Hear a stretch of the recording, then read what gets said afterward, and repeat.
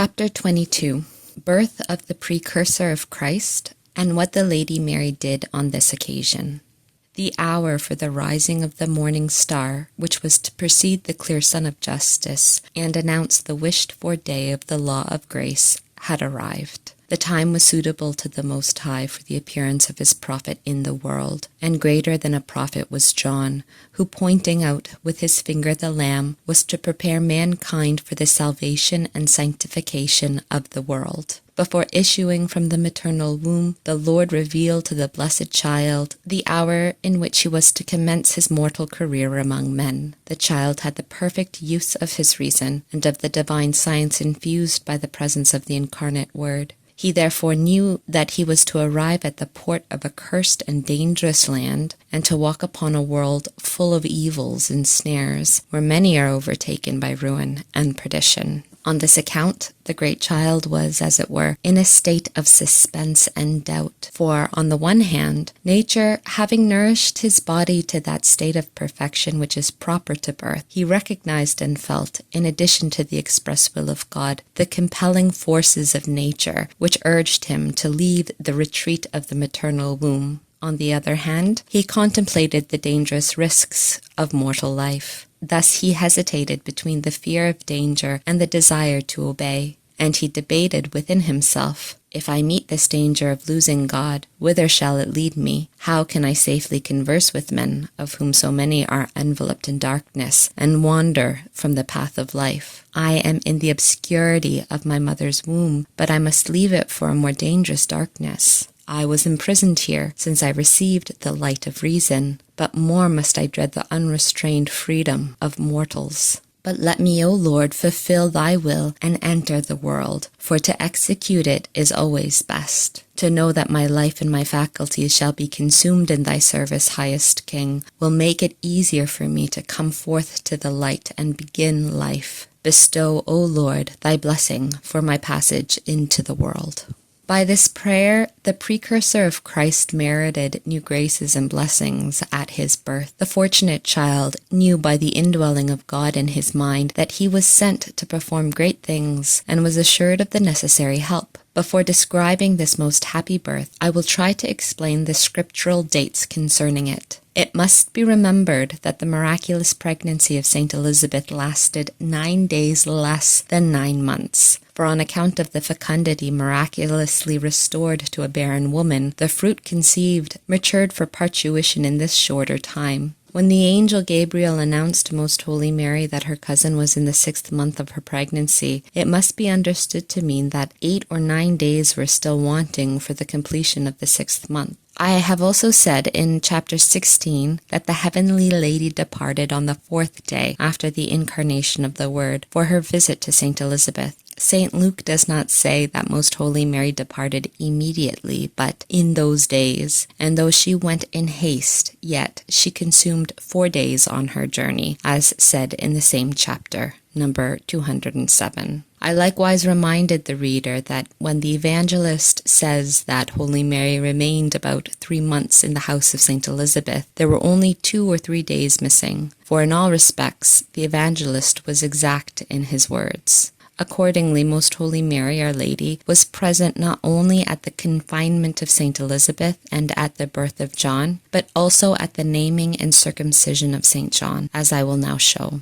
Counting 8 days after the incarnation of the Word, Our Lady arrived at the house of Elizabeth on the evening of the 2nd of April, if we reckon according to our solar months. Adding thereto 3 months less 2 days, we have the 1st of July, the 8th day of the birth of St. John, and early next day Most Holy Mary departed on her return to Nazareth. St. Luke mentions the return of our Queen before he speaks of the birth of St. John, although this happened before she returned. The sacred text anticipates the mention of the journey in order to have done with it, and not to interrupt the thread of the narrative of the precursor's birth. This is what I was told to write down in explanation of the text. Her time approaching, Saint Elizabeth felt the child in motion, as if he wanted to place himself on his feet, but he was merely following the ordinary course of nature and the dictates of obedience. Some moderate pains overtook the mother, and she informed the Princess Mary, but she did not call her to be present at the birth, because reverence for the dignity of Mary and for the fruit within her womb prudently withheld her from asking what might not seem befitting. Nor was the great mistress in the same room, but she sent her the coverings and swaddling cloths which she had made for the fortunate child. Presently thereafter he was born, very perfect and complete in shape, and by the freedom from impure matter showed signs of the purity of his soul. He was wrapped in the coverings sent by Mary, which therefore had already been great and venerable relics. Shortly after, when Saint Elizabeth had composed herself, Most Holy Mary, at the command of the Lord, issued from her oratory in order to pay her visit to the mother and child and give them her blessing. At the request of his mother, the Queen received in her arms the newborn child and offered him as a new oblation to the Eternal Father, and His Majesty, well pleased, accepted it as the first fruits of the Incarnation and of the divine decrees. The most blessed child, full of the Holy Ghost, acknowledged his sovereign Queen, showing her not only interior but outward reverence by a secret inclination of his head, and again he adored the divine word, which was manifested to him in her womb by an especial light. And as he also was aware that he was privileged before all men, the grateful child performed acts of fervent thanksgiving, humility, love, and reverence of God and of his Virgin Mother. The heavenly Queen, in offering him to the Eternal Father, pronounced this prayer for him.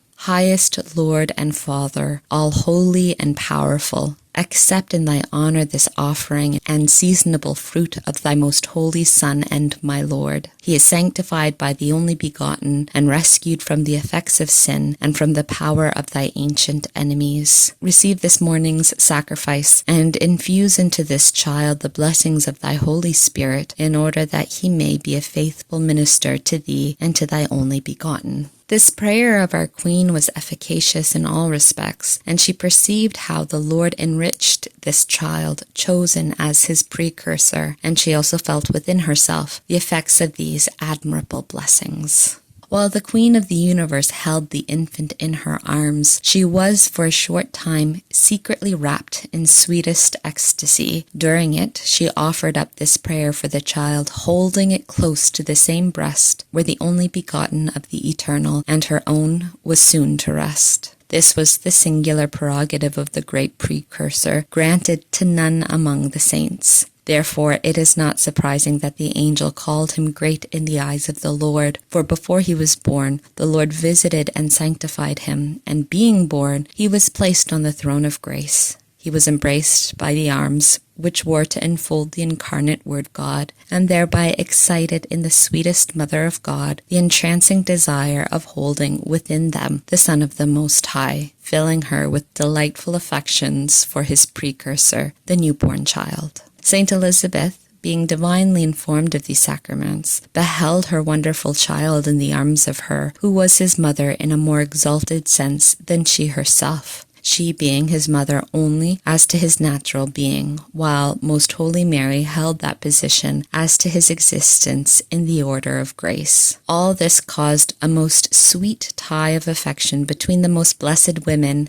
and in the child, who likewise was enlightened in regard to these mysteries. By the motions of his tender body he manifested the joy of his spirit, clinging to the heavenly lady and seeking to attract her caresses and to remain with her. The sweetest lady fondled him, but with such majestic moderation that she did not kiss him as his age would have permitted, for she preserved her most chaste lips intact for her most holy Son. Nor did she look intently into his face, directing all her intention to the holiness of his soul. So great was the prudence and modesty of the great Queen of Heaven in the use of her eyes that she would scarcely have known him by sight. When the birth of John became known, all the relations and acquaintances, as St. Luke says, gathered to congratulate St. Zacharias and Elizabeth, for his house was rich, noble, and honored in the whole province, and their piety attracted the hearts of all that knew them. Having known them so many years without children, and being aware of the sterility and advanced age of Elizabeth, all were stirred to amazement and joyful wonder, and they looked upon the birth of the child rather as a miracle than as a natural event. The holy priest Zacharias remained mute and unable to manifest manifest his joy by word of mouth, for the hour of his miraculous cure had not arrived. But freed of his incredulity, he showed his joy in other ways, and was full of affectionate gratitude and praise for the rare blessing which he had now witnessed with his own eyes. His behavior we shall describe in the next chapter.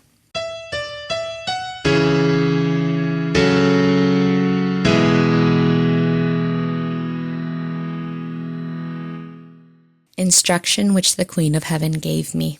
My dearest daughter, do not be surprised that my servant John feared and hesitated to come into the world. Life can never be loved by the ignorant devotee of the world in the same degree as the wise in divine science abhor and fear its dangers. This science was eminently possessed by the precursor of my most holy Son. Hence, knowing of the loss which threatened, he feared the risk. But since he that knows and dreads the treacherous seas of this world sails so much the more securely over their unfathomed depths, it served him in good stead for entering securely into the world.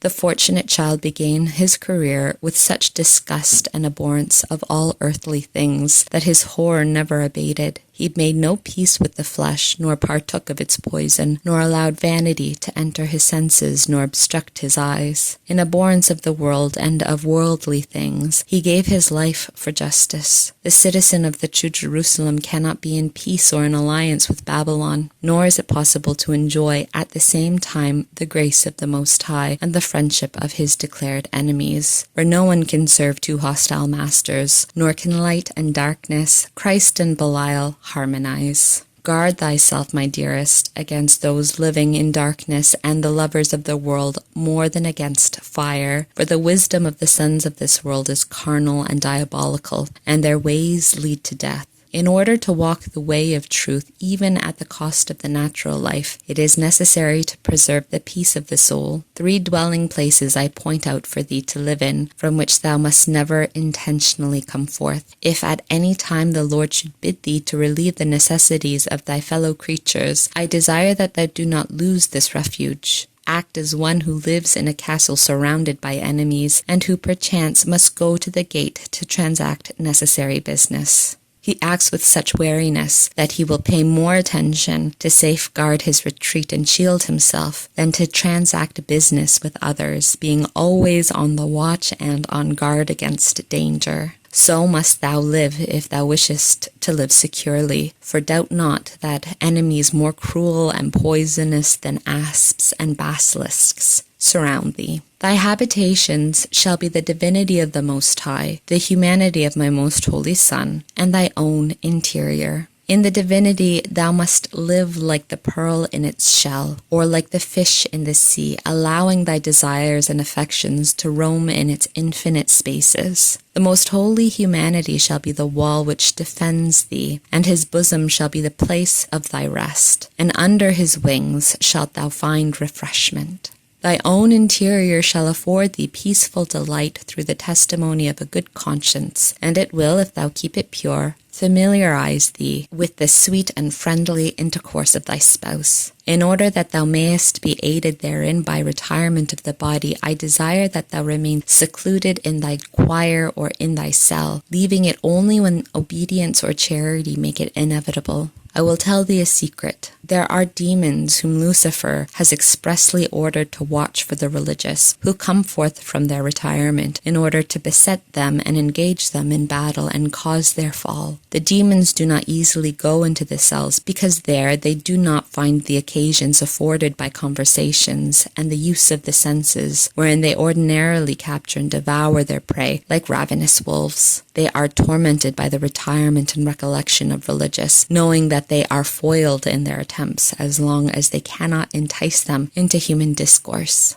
It is also certain that ordinarily the demons have no power over souls unless they gain entrance by some venial or mortal fault. Mortal sin gives them a sort of direct right over those who commit it, while venial sin weakens the strength of the soul and invites their attacks. Imperfections diminish the merit and the progress of virtue, and encourage the enemy. Whenever the astute serpent notices that the soul bears with its own levity and forgets about its danger, it blinds it and seeks to instill its deadly poison. The enemy then entices the soul like a little heedless bird until it falls into one of the many snares from which there seems to be no escape. Admire then, my daughter, what thou hast learned by divine enlightenment, and weep in deepest sorrow over the ruin of so many souls absorbed in such dangerous tepidity. They live in the obscurity of their passions and depraved inclinations, forgetful of the danger, unmoved by their losses, and heedless of their dealings. Instead of fearing and avoiding the occasions of evil, they encounter and seek for them in blind ignorance.